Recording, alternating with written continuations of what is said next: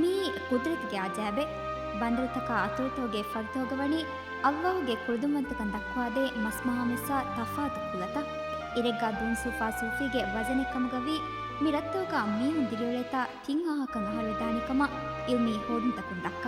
We start off from when we as a country came to being, flourished with life of what nature had best to offer to this tropical paradise. The reefs of the atolls being blessed with the unique current flow and the location of the land made it possible for exclusive species to evolve in our warm climate.